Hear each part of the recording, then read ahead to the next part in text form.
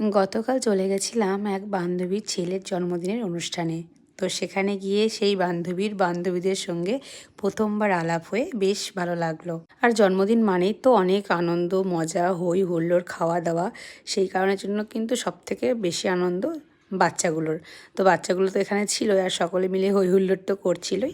আর এখানে দেখছো গ্রিন কালারের শাড়ি পরে যেই দিদিটা আছে, জয়িতা দি, ওরই ছেলের জন্মদিনে আমরা গেছিলাম।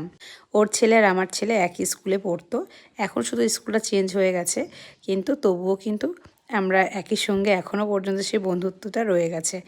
এবার আমার মনে হয় একটু আদান প্রদান যোগাযোগ না থাকলে কিন্তু সত্যি কথা বন্ধুত্বটা কিন্তু থাকে না। তো দেখো আবার ফিরতে হবে বাড়িতে, যেহেতু ছোটোটাকে রেখে গেছিলাম, তো সেই কারণের জন্য খাবার খেতে বসে পড়েছি। তো সকলে মিলে প্রথমেই চলে আসলো ফিশ ফ্রাই, তারপরে চলে আসলো চিকেন পকোড়া, আর তারপরে এসছে ফ্রায়েড রাইস, সাথে চিলি চিকেন। মেনুতে আরও কিছু ছিল, চাটনি, পাঁপড়, দই, মিষ্টি। যেহেতু বাবুর এক্সাম চলছে, তো সেই কারণের জন্য আমরা খেয়ে দিয়ে তারপরে কিন্তু তাড়াতাড়ি করেই বেরিয়ে এসেছিলাম। পরের দিনে আবার এক্সাম ছিল, আর তারপর ছোটোটাকে তো রেখে গেছিলাম, তোমাদেরকে তো আগেই বললাম।